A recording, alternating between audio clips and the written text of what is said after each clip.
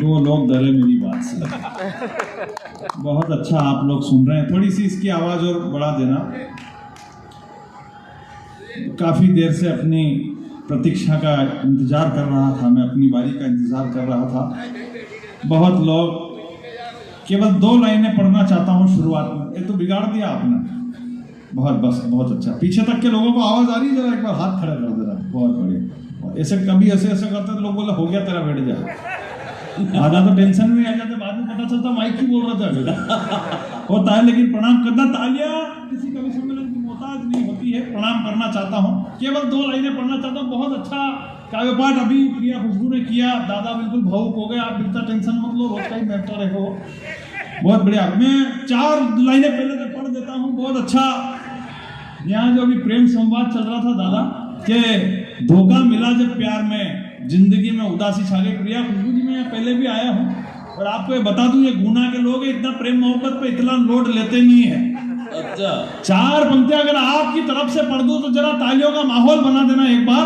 पहले रुको, इतना भावुक भी मत हो, भरे पड़े हो आप तो। सही कह रहा हूँ। देखो मैंने कहा तालियां बजवाना बिल्कुल 2 मिनट का काम है। सही कह रहा हूँ। जितनी भीड़ आई है सुनने इस काव्य अनुष्ठान को, अगर अपने आप के ऊपर अगर गर्व करो तो पीछे तक के लोगों की तालियां केवल 2 लाइनों पर देखना चाहता हूं। बड़े लोग मेरे सामने बैठे हैं। जब शुरुआत में आए थे तो यहाँ लोग नहीं थे, बहुत सी बातें हो रही थी, बोले पब्लिक नहीं है। मैंने देखना आखिरी में कि जितनी भीड़ आई है सुनने इस काव्य अनुष्ठान को, उतनी तो पहुंची नहीं देखने फिल्म पठान को। बहुत अच्छे।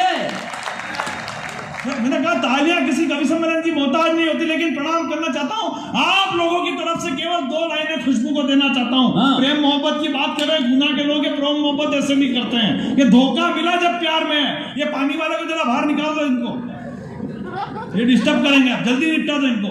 हाँ, धोखा। हाँ, बहुत बढ़िया। कि धोखा मिला जब प्यार में, ये बीच में जो खड़े हो 3 लोग खड़े हो गए, भाई साहब पढ़ जाओ। बहुत बढ़िया। माइक वाले, ये 3 माइक वाले एक साथ हैं। बहुत बढ़िया। नहीं, आपकी तरफ से नहीं, मैं तो ऐसे बोलता रहूंगा जब तक ये पूरी तरह सेट नहीं हो जाए।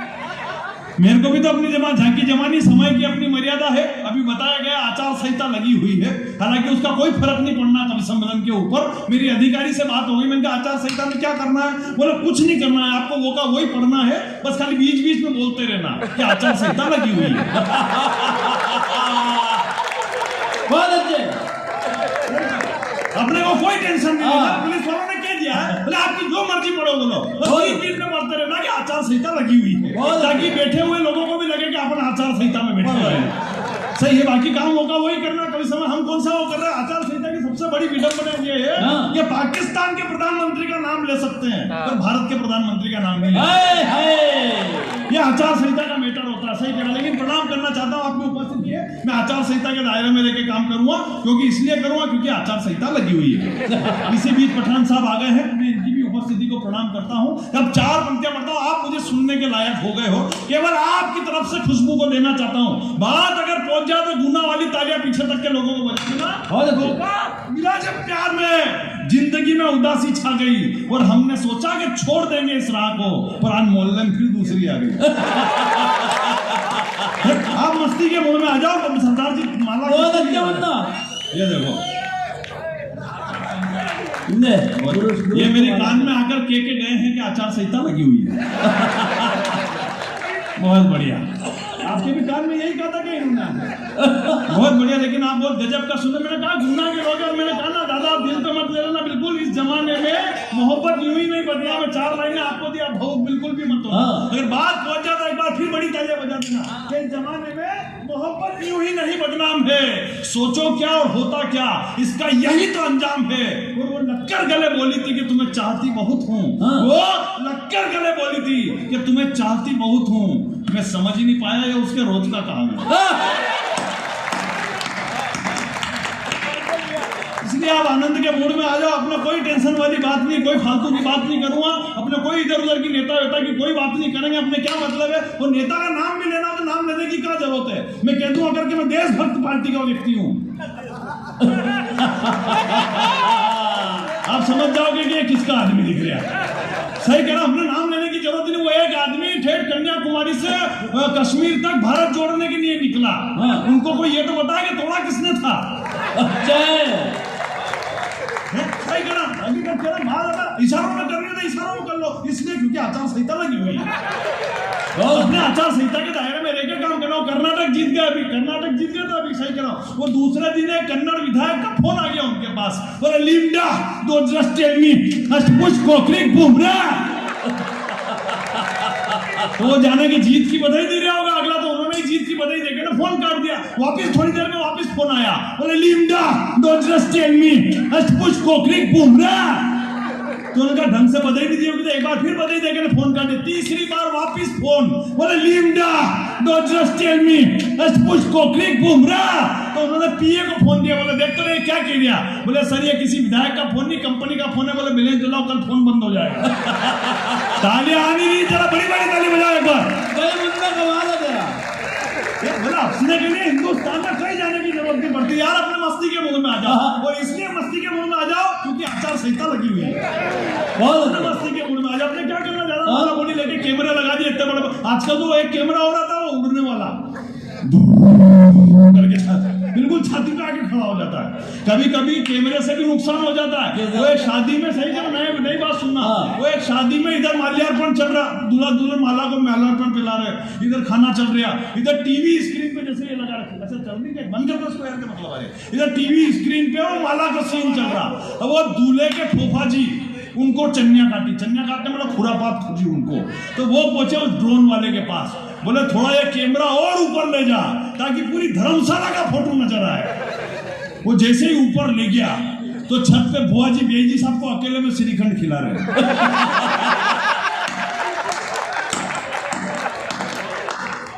तालियां बजा नहीं रहे आप बढ़िया वाली। मतलब कभी कभी कैमरा नुकसान कर देता। सही कहा, अपने हंसने के लिए हिंदुस्तान में कहीं जाने की जरूरत नहीं पड़ती। मदर्स डे निकला हिंदुस्तान में, अपने यहाँ लोग ऐसे लोग मदर्स डे मनाते हैं जिनकी माँ खुद दूसरों के यहाँ जाके पोछे लगा रही है, और वो फेसबुक पे जाके मदर्स डे के लिए लिख रहे हैं। मैंने भी जोश में लिख दिया मदर्स डे के दिन। मेरी पत्नी का फोन आ गया, बोला आज तो बहुत प्रेम उमड़ रहा है। मैंने तुरंत एडिट किया, मैंने कहा कौन माथा फोड़ी करे, मैंने तुरंत एडिट किया, मैंने कहा मेरी ये पोस्ट मेरी बच्चों की माँ के लिए। तालियां अगली बात तो बजाना। उसी पोस्ट पे मेरी माँ का कमेंट्स आ गया, बोले कमीने घर पे आ फिर बताती हूँ तेरे। सही कहा, वीर जी बैठे हुए अपने जमाने में बड़े लोग आगे बैठे हुए। आपका बचपन गुजरा होगा, अपने जमाने में मदर्स डे कुछ होता थोड़ी था क्या? अपने यहाँ मदर्स डे कैसे मनता था? अपन जब छोटे थे, अपने से जब थोड़ी सी भी गलती हुई और जो अपन माँ के हत्थे चढ़ते, फिर जो आधे घंटे तक अपना मदर्स डे मनता, जो लाल पड़ रही, जो घूसे पड़ रहे, आधे घंटे में पूरा लाल चट कर देती थी। और फिर जो अपन कांच में जाके शकल देखते थे, तब अपने को लगता था कि आज अपना मदर्स डे मना। लेकिन गुना वालों, तालियों को बम्पर तालियों में बदलना। हकीकत करें, इतनी मार पड़ने के बाद भी चुप रहते थे क्योंकि शाम को घर पे फादर आते थे ना, और हम बिल्कुल भी नहीं चाहते थे कि एक दिन में दो त्योहार मने। लेकिन ये हिंदुस्तान में कहीं जाने की जरूरत नहीं पड़ती यार, हंसने के लिए हिंदुस्तान में कहीं जाने की जरूरत नहीं पड़ती। लेकिन एक टिप्पणी से शुरुआत करना चाहता हूँ, समय की अपनी मर्यादा। हकीकत कह रहा हूँ, हंसने के लिए कहीं जाने की जरूरत नहीं पड़ती। हकीकत कह रहा हूँ, ये बड़े लोग जो रंग अगर चेहरे से उतरे तो पड़ोसन भी पहचान में आ जाती है। सही कह रहा हूँ, रंग जब चेहरे से उतरता है तो पड़ोसन भी पहचान में आ जाती है। लेकिन मेकअप जब चेहरे से उतरता है तो बीवी भी पहचान में नहीं आती है।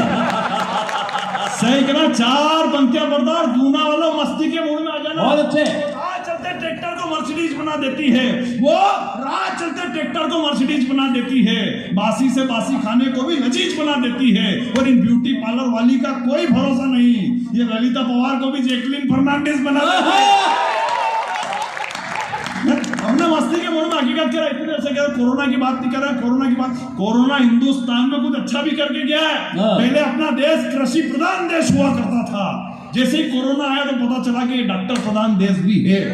बढ़िया बात, क्योंकि जितने डॉक्टर हॉस्पिटल के अंदर नहीं थे उससे ज्यादा तो व्हाट्सएप पे ज्ञान परोस रहे थे। अच्छा, और ऐसा ज्ञान परोस रहे, वो एक बोला नाक में नींबू नहीं छोड़ लो, फिर एक बोला नाक में काला नमक डाल लो, फिर तीसरा बोले नाक में पानी की नली छोड़ दो। मैंने तीनों एक साथ कर ली है। बाद में मेरी पत्नी बोली कि अगर आप इसमें सोडा और डाल लो तो नींबू की शिकंजी आपकी नाक में तैयार हो जाएगी। अरे तालियां तो अगली बात तो बजाना। मैंने पत्नी को कहा कि अगर तू पीने को तैयार है तो मैं ये भी करने को तैयार हूं। मतलब लॉकडाउन के दौरान तो ऐसी स्थिति, भाई साहब को दवा क्या वो मजा नहीं आया? आपको थोड़ी पीने के लिए बोल रहे हैं, सही कर। मतलब लॉकडाउन के दौरान तो ऐसी हालत हो गई, जैसे अनलॉक हुआ, कोरोना वॉरियर्स के सम्मान के कार्यक्रम में मुझे बुलाया। जैसे ही अनलॉक हुआ, कोरोना वॉरियर्स के सम्मान के कार्यक्रम में मुझे बुलाया। मैं भी जोश में चला गया। उस दिन अपनी चाइना से झड़प हो गई थी, तो मैंने 4 पंक्तियां चाइना वालों पे बिल्कुल गरम पड़ दी, बिल्कुल गरम। बहुत अच्छे। कि जब शेरे हिंद की सेना में कुछ मारना ही जाग गए, बिन हथियारों के लगा के वो हाथों से गोले दाग गए। वो टाइगर ने जब रखा कदम यूं अपने ही अंदाज में, तो चीनी गीदड़ रणभूमि से जान बचाकर भाग गए। बहुत अच्छे मुन्ना। इसमें ताली बजाने वाली कोई बात नहीं थी। अच्छा, मैंने कहा कि आपको ताली बजाने के लिए, मैं तो ये बात बता रहा कि मैंने जैसे ही ये पंक्तियां पढ़ी तो नीचे से भीड़ में से निकल के एक आदमी आया और उसने मेरे खून से तिलक निकाल दिया। मैं भी खुश हो गया। मैंने कहा आज तो बड़े कवियों की लिस्ट में मेरा भी नाम आ गया, मैंने भी खून से तिलक निकाल दिया। मैं खुशी घर पहुंचा तो सुबह ऐसे ही आयोजक का फोन आया मेरे पास। बोले भाई साहब घर पहुंच गए क्या? मैंने कहा हाँ पहुंच गया हूँ। बोले अब घर में ही रहना। मैंने कहा क्यों? बोले जिसने आपके तिलक निकाला था नहीं, वो पॉजिटिव आ गया। तालियां बजा नहीं रहा बढ़िया वाली। बहुत अच्छा मुन्ना। बोले लॉकडाउन के दौरान तो ऐसी हालत हो गई कि मेरे एक मित्र ने तो जैसे ही अनलॉक हुआ मेरे एक मित्र ने तुरंत एक लड़की पटाई। और जो लड़की इसलिए पटाई क्या मालूम, और दूसरा कोई कोरोना आ जाए तो बंदो कोरे के कोरे ही मर जाएंगे। तो उसने तुरंत लड़की पटाई, और जिस उद्देश्य से पटाई शादी भी कर ली, जिस उद्देश्य से शादी करी वो रात भी आ गई। अगले ने घूंघट उठाया, दुल्हन ने मास्क पहन रखा और उस मास्क के ऊपर लिखा हुआ जब तक दवाई नहीं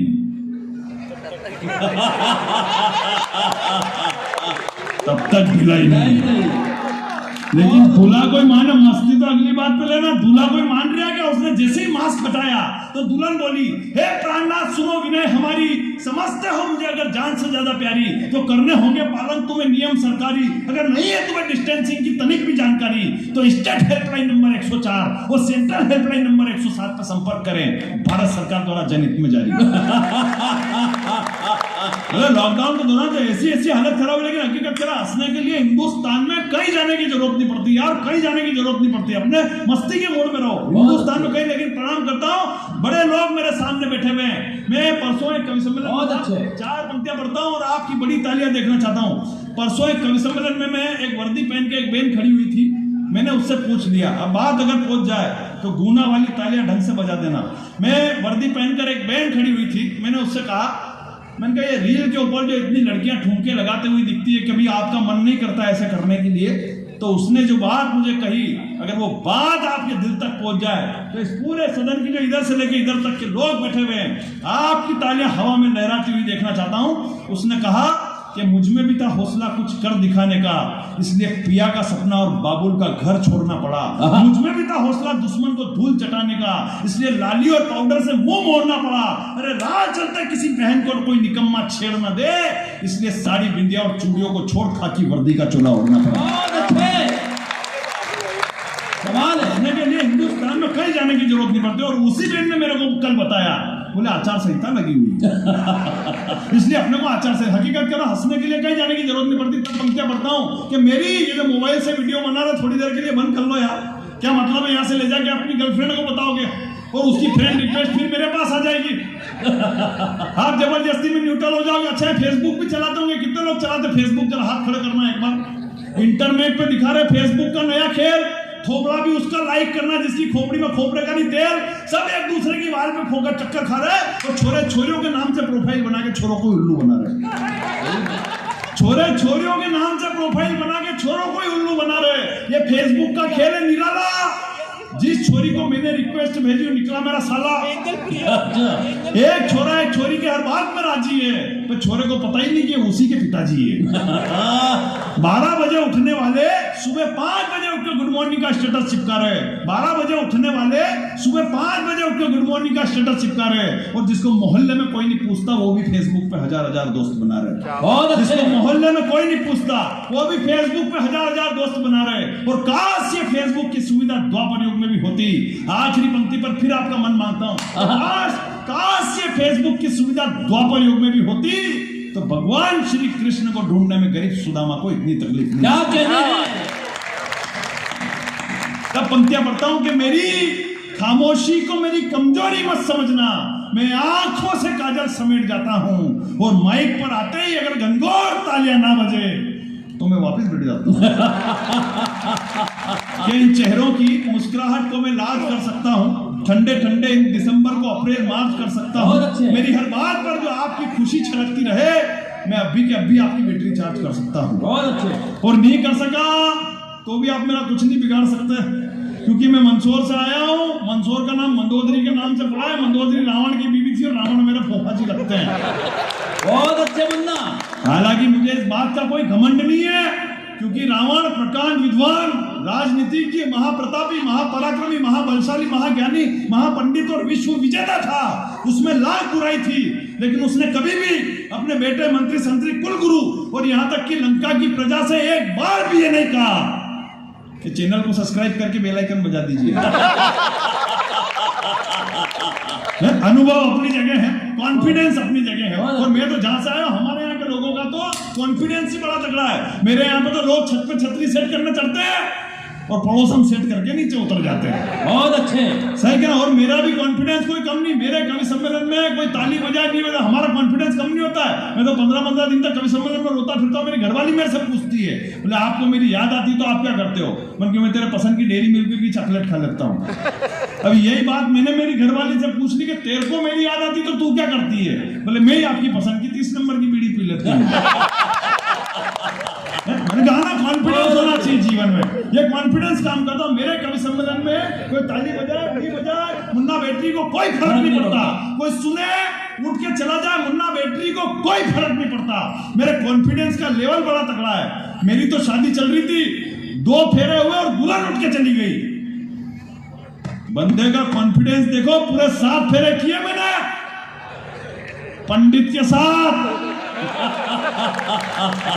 मतलब कॉन्फिडेंस होना चाहिए। हकीकत कह रहा हूं, जीवन में कॉन्फिडेंस रखो। और ये बात मैंने भगवान श्री राम से सीखी है कि तीनों ही लोक में रघुकुल का ऊंचा नाम कर दिया। आज दशहरा है, आपकी बड़ी पंक्तियां देखना चाहता हूं। बहुत अच्छे। तीनों ही लोक में रघुकुल का ऊंचा नाम कर दिया है। गुना शहर है, दशहरे के उपलक्ष्य में बड़ा कार्यक्रम होता है। ये 4 पंक्तियां आपको सौंपता हूं और आपकी बड़ी तालियां देखना चाहता हूं कि तीनों ही लोक में रघुकुल का ऊंचा नाम कर दिया। लिया अवतार जिस देश से वो पूरा काम कर दिया। और अभिमानी रावण का वध कर कौशल्या नंदन ने लंका के कण कण को ही श्री राम कर दिया। बहुत अच्छे। लंका के कण कण को ही श्री राम कर दिया। भगवान श्री राम के तो चरण ही अपने आप में कमाल है। गुना बोलो, इससे बढ़िया कोई पंक्तियां नहीं बता सकता कि भगवान श्री राम के तो चरण ही अपने आप में कमाल है। कौशल्या के आंगन में रखा, प्रजा भक्त हो गई। अहिल्या की शिला पर रखा, श्राप मुक्त हो गई। मिथिला के स्वयंवर में पहुंचे, सीता राम में लीन हो गई। दंडकारण्य वन में पहुंचे, धरती असुरों से विहीन हो गई। निषाद राज की कुटिया में पहुंचे, मित्रता अपार हो गई। केवट की नैया पर बैठे, भवसागर के पार हो गई। सबरी की कुटिया में पहुंचे, असुरों की धारा उमड़ गई। हनुमान की हथेली पर रखा, भक्त की कीर्ति दुनिया में बढ़ गई। सागर के तट पर रखा, रामेश्वरम की नींव गड़ गई। लंका की धरा पर रखा, लंकेश की नींद उड़ गई। और आखिरी लाइन पर आपकी संवेद तालियां उठे कि जो रखा कदम लॉकडाउन में दूरदर्शन पर, तो उस गरीब की टीआरपी बढ़ गई। नहीं, गरीब की टीआरपी का जवाब नहीं। जो रखा कदम लॉकडाउन में दूरदर्शन पर, तो गरीब की टीआरपी बढ़ गई। वो जी जब लॉकडाउन के दौरान रामायण आ रही थी, मेरे पड़ोस में बुआ जी मेरे से बोले भला हो इस कोरोना का जो राम जी के दर्शन करा दिए। मैंने कहा बुआ जी ये तो अच्छा रहा आपको कोरोना हुआ नहीं, वरना यमराज के भी हो सकते थे। मतलब लॉकडाउन के दौरान तो ऐसी स्थिति हुई। हकीकत कह रहा हूं, मैं कॉन्फिडेंस का कभी समय की अपनी मर्यादा बहुत अच्छे समय की, लेकिन मैं कॉन्फिडेंस का कवि हूं। हकीकत करना, लॉकडाउन के दौरान जब नवरात्रि आई थी, ऐसे ही पिछली नवरात्रि मैंने हिम्मत करी कि कुछ भी हो जाए आज माता जी के दर्शन करके छोड़ूंगा। मैं घर से बाहर निकला, हमारे गांधी चौराहे पे 2 लट्ठे पड़े पुलिस वालों के, पर कॉन्फिडेंस का कभी हिम्मत नहीं आ रही। मैं माता जी के मंदिर में पहुंचा, माता जी मंदिर में थे ही नहीं। बाद में भोलेनाथ जी के पास पहुंचा, हमारे पशुपतिनाथ का मंदिर में, भोलेनाथ जी के दर्शन कर लो, वो भी मंदिर में नहीं। फिर हमारे बस स्टैंड में बालाजी का मंदिर में, चलो इनके दर्शन कर लो, वो भी मंदिर में नहीं। आखिर गांधी चौराहे पे फिर 2 लट्ठे पड़े और घर पे पहुंचा। बाद में जैसे ही अनलॉक हुआ तो मैं शिकायत लेके माता जी के पास पहुंचा। मैंने कहा माता जी मैं 2 लट्ठ खा के आपके दर्शन करने आया था और आपने मुझे दर्शन नहीं दिए। तो माता जी बोले कि बेटा फुल लॉकडाउन लगा हुआ था, किसी के भी घर में रुपये पैसे की कोई कमी नहीं आ जाए, इसलिए मैं लक्ष्मी का रूप धारण करके लोगों के घरों में विचरण करने चली गई। वाह, बहुत अच्छा मुन्ना। बाद में मैं भोलेनाथ जी के पास पहुंचा। अच्छा। भोलेनाथ जी, मैं 2 लठ खा के आपके दर्शन करने आया और आपने मुझे दर्शन नहीं दिए। तो भोलेनाथ जी बोले कि बेटा मैंने सर पे गंगा विराजित कर रखी है, किसी के भी घर में पानी वानी की कोई कमी नहीं आ जाए, इसलिए मैंने नगर पालिका का काम संभाल रखा था। अच्छा, तालियां तो अगली बात पे बजाना बड़ी वाली। बाद में फिर मैं बालाजी के पास पहुंचा। मैंने कहा बालाजी, ना तो अभी सीता जी को ढूंढने जाना था, ना किसी रावण की लंका में आग लगानी थी, मैं 2 लठ खा के आपके दर्शन करने आया और आपने मुझे दर्शन नहीं दिए। तो बालाजी बोले कि बेटा जो गांधी चौराहे पे तेरे 2 लठ पड़े थे नहीं, वो पुलिस वालों के रोल में मैं ही था। बहुत अच्छा मुन्ना। ईश्वर किस रूप में आ जाए मालूम नहीं पड़ता, देख रहा हूं। लेकिन गुना वालों, आपकी तालियां इस बात पर बड़ी उठे कि जिस दौर में एक बेटा अपने बाप को हाथ लगाने को तैयार नहीं था, उसी दौर में इन पुलिस वालों ने उन्हें शमशान तक पहुंचाया। वाह वाह, इंसाफ नहीं मिलेगा। यहाँ लिखने से मोबाइल में 4 पंक्तियां अंग्रेजी में हर रात पढ़ता हूं कि इंसाफ नहीं मिलेगा। हमारे हिंदुस्तान में जब किसी बेटी के साथ कोई दुराचार हो जाता है तो हम केवल फेसबुक पर अपनी एक पोस्ट डाल के अपने कर्तव्य की तीसरी कर लेते हैं। लेकिन हिंदुस्तान में अब होना क्या चाहिए, मैं 4 पंक्तियां इस बड़े मंच से पढ़ता हूं और आपकी बड़ी तालियां देखना चाहता हूं। 4 पंक्तियों से पहले 4 पंक्तियां और पढ़ता हूं कि रीति रिवाज, वो संस्कृति से जो तेरी निगाह न हटती, बात अगर पहुंच जाए तो सूचित करना गुना वालों कि रीति रिवाज और संस्कृति से जो तेरी निगाह न हटती तो तेरे परिवार की इज्जत भी उस समाज में न घटती। और आफताब की जगह अगर माँ बाप पर विश्वास किया होता तो श्रद्धा तेरी लाश 36 टुकड़ों में न। हाय हाय, कितना बड़ा मुन्ना। और जो हर रात ऐसा हो रहा, हर रात जो घटना हो रही है, अगर इसका समाधान आपको ठीक लगे तो फिर गुना की बड़ी तालियां देखना चाहता हूं कि इंसाफ नहीं मिलेगा यहाँ लिखने से मोबाइल में। अब वही करना है जो होता है अरब और इजराइल में। वो चाहते हो कि सुरक्षित रहे बेटियां इस देश में, तो बलात्कारियों को निपटा दो हैदराबाद स्टाइल में। पुलिस अपना काम ईमानदारी से करना चाहती है। बहुत अच्छा मुन्ना।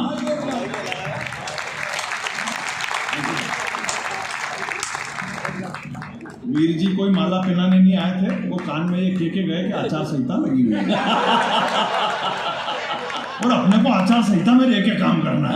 सही कह रहा, आचार संहिता में पुलिस वालों की ज्यादा हालत खराब होती है और इनकी ज्यादा हालत तो हमेशा ही खराब होती है। वो पिछली केंद्र की सरकार में तो एक मिनिस्टर, पुलिस वालों के सबसे बड़ी टेंशन ये है कि इनके ऊपर से टेंशन आती है और ये अपने को पकड़ा देते हैं। ये कौन सी इनके पास है? तो पिछली केंद्र की सरकार में तो एक मिनिस्टर साहब ने घोषणा कर दी, बोले अब जो खुले में शौच करने जाएगा उसे पकड़ के अंदर बंद कर देंगे। कौन कर रहा बंद? मिनिस्टर साहब आ रहे बंद करना। ये गांव के लोग एक दूसरे को करेंगे, करना भी सारा पुलिस वालों को। इनके जीवदोई कितनी टेंशन हो गई।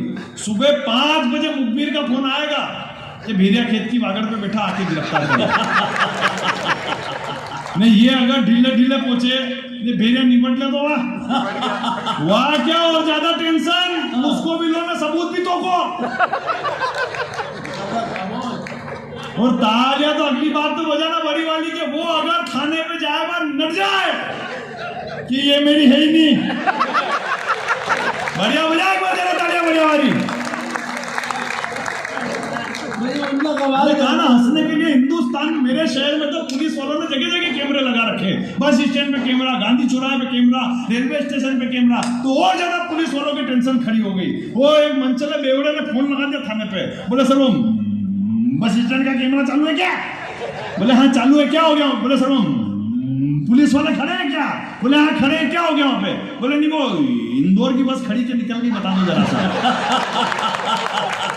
मतलब अपने हिंदुस्तान में आदमी खुद भी उलझ रहा और दूसरों को भी उलझ रहा। अपने हिंदुस्तान में आदमी खुद भी उलझ रहा और दूसरों को भी उलझ रहा। मैं तो परसों एक शमशान पे गया, ये बता रायचंद सबसे खतरनाक होते हैं। मैं शमशान पे गया, पीछे से आया रायचंद राय देने के लिए। बोले लकड़ी सीधी जमा चुभेगी, बोले लकड़ी सीधी जमा चुभेगी, ये लकड़ी सीधी जमा चुभेगी। मैंने कहा तू सो रहा है क्या? तू सो रहा हो तो गादी बिछवा दूं? भाई जिसके जाना वो चुपचाप पड़ा हुआ, तू क्यों मगजमारी कर रहा? अपने हिंदुस्तान में आदमी खुद भी उलझता है दूसरों में। मेरे पास में रहता है गिरधारी लाल जी, उनका केबीसी में नंबर लग गया। किया। अमिताभ जी ने पूछा, बोले बताओ डल झील कहाँ पे है? पंजाब में, हरियाणा में, मध्य प्रदेश में, जम्मू कश्मीर में? वो बोला मेरे भाई के फोन लगाऊं। बोले क्या नाम है तेरा भाई का? बोला जग्गू। बोले कंप्यूटर जी जग्गू के फोन लगाया जाए। और जैसे ही जग्गू के फोन लगाया तो जग्गू उल्टा गले पड़ा उधर से। बोले पहले तो तू ये बता कि टीवी का रिमोट कहाँ रखा? न मोटरसाइकिल की चाबी मिल रही, पिताजी का बीपी बढ़ता जा रहा है, उनकी गोलियां कहां से लाके दे रही, मांगीलाल ढूंढता फिर रहा, उसका मोबाइल का तेरे पास है क्या? तो अमिताभ जी ने बोला कि आपका समय यही समाप्त होता है। बोला हिंदुस्तान में आदमी खुद सुना। मेरा वीडियो काफी वायरल हुआ, मैं सुना देता हूँ अगर आपकी बच्ची हो तो। मैं अभी अहमदाबाद गया था। अहमदाबाद इसलिए गया क्योंकि मेरे सासू जी वहाँ एडमिट थे, तो मैं उनका हालचाल जानने के लिए गया। तो मेरे सासू जी ने मेरे को कहा मेरे को नमकीन खाने की इच्छा हो रही। उनको ठीक है मैं लाके देता हूँ। मैं हॉस्पिटल से नीचे उतरा, मैंने गेट कीपर से पूछा, उनका भाई साहब ये नमकीन की दुकान कहाँ है? उसने कहा आप एक काम करो, ये मोबाइल नंबर लो, इस पर फोन लगा देना, नमकीन वाला यही नमकीन लेके आ जाएगा। आदमी खुद भी उलझ रहा और दूसरों को भी उलझा रहा। मैंने उस पर फोन लगाया तो उस पर कैसेट चालू हुई, टनाटन स्वीट्स एंड नमकीन पर आपका स्वागत है, हिंदी के लिए 1 नंबर दबाइए, फॉर इंग्लिश प्रेस 2। मैंने 1 नंबर दबाया तो फिर नई कैसेट शुरू। बोले झूम उठेगा तन और नाच उठेगा मन जब आप होंगे टनाटन स्वीट्स के संग। उत्पाद की जानकारी के लिए 1 नंबर दबाइए, हलवाई से बात करने के लिए 2 नंबर दबाइए, पिछले लेन देन की जानकारी के लिए 3 नंबर दबाइए, पिछले मेन्यू में वापस जाने के लिए 5 नंबर दबाइए। मैंने फिर 1 नंबर दबाया तो फिर नई कैसेट शुरू। बोले उत्पाद की विशेष श्रृंखला में आपका स्वागत है, नमकीन के लिए 1 नंबर दबाइए, मिठाई के लिए 2 नंबर दबाइए, ठंडाई के लिए 3 नंबर दबाइए, पिछले मेन्यू में वापस जाने के लिए 5 नंबर दबाइए। मैंने फिर 1 नंबर दबाया तो फिर नई कैसेट शुरू। बोले नमकीन की विशेष श्रृंखला में आपका स्वागत है, लौंग की सेव के लिए 1 नंबर दबाइए, फीकी सेव के लिए 2 नंबर दबाइए, चरकी सेव के लिए 3 नंबर दबाइए, पिछले मेन्यू में वापस जाने के लिए 5 नंबर दबाइए। मैंने फिर 1 नंबर दबाया तो फिर नई कैसेट शुरू। बोले लौंग की सेव की विशेष पैकिंग में आपका स्वागत है, 50 ग्राम के लिए 1 नंबर दबाइए, 50 किलो के लिए 2 नंबर दबाइए, 50 क्विंटल के लिए 3 नंबर दबाइए, पिछले मेन्यू में वापस जाने के लिए 5 नंबर दबाइए। अब यहाँ मैं चूक गया, मेरे से 50 क्विंटल पे बटन दब गया तो मैंने फोन काट दिया। मैंने कहा सेव सासू जी को खाने के पूरे खानदान को खिलानी है। तो गुना वालों मजे तो आप लेना अगली बात पे। वो फोन अगले वाले का आया, सामने वाले का आया वापिस। बोले अभी अभी इस नंबर से किसी ने 50 क्विंटल सेव बुक करी। मैंने कहा किसने करी? मेरे बोले नंबर यही था। मेरे को देखो ऐसा है, ये फोन मेरे 15 भाई चलाते हैं, आपको किससे बात करनी है? बोले जिसने अभी फोन लगाया था उससे बात करने के लिए क्या करना पड़ेगा? मैंने कहा तू सुन, हीरालाल से बात करने के लिए 1 नंबर दबाइए, 2 नंबर दबाइए, बसंती लाल से बात करने के लिए 4 नंबर दबाइए, फिर ढंग से बजाए बढ़िया वाली। बोल अगर बल्ले पर आ जाए तो हम 6 जड़ देते हैं। बोल अगर बल्ले पर आ जाए, ये जिंदगी में जानकारी रखनी चाहिए। वो अपने हिंदुस्तान में रफेल आया, पाकिस्तान वालों ने भी जोर जोर से फोन लगा दिया। बोले कितने का है? उसने जैसे ही कहा 16,000 करोड़ रुपए का, इसने बात पलट दी। और सुनाओ तुम्हारे कोरोना के कितने मरीज चल रहे? तो उसने कहा कि कितना पैक करना है? तो बोले क्या हुआ आपके वैक्सीनेशन हो गया कि अभी चल रहा है? फिर जो फ्रांस वालों ने 4 पंक्तियां पाकिस्तान को कही, ये गुना की मस्ती वाली तालियां देखना चाहता हूँ। फ्रांस वालों ने 4 पंक्तियां पाकिस्तान को कही कि ये वो फाइटर है बेटा जिससे पूरा जमाना धूसता है, बात मुद्दे की भी करो तो तुझे मजाक ही सूझता है, और भाड़े के आतंकियों को बॉर्डर पर भेजने वाले औकात तेरी तमंचे की नहीं और भाव रफेल। अच्छा ये बात तो फ्रांस वालों ने कही। जो बात मुन्ना बेटरी ने पाकिस्तान को कही, मैं इन 4 पंक्तियों से मुन्ना बेटरी को विदा कर देना। अगर मेरी पारी आप बहुत अच्छे मुन्ना, तो एक शतक वाली तालियां बजाकर मुझे विदा कर देना कि बोल अगर बल्ले पर आ जाए तो हम 6 जड़ देते हैं। बोल अगर बल्ले पर आ जाए तो हम 6 जड़ देते हैं। हम अपनी पर अगर आ जाएं तो इतिहास गढ़ देते हैं। और जितने का खर्चा तू परमाणु बम पे करता है पाकिस्तान, जितने का खर्चा तू परमाणु बम पे करता है पाकिस्तान, उतने का सैनिटाइजर तो अपन हाथों पे ही रगड़ देते।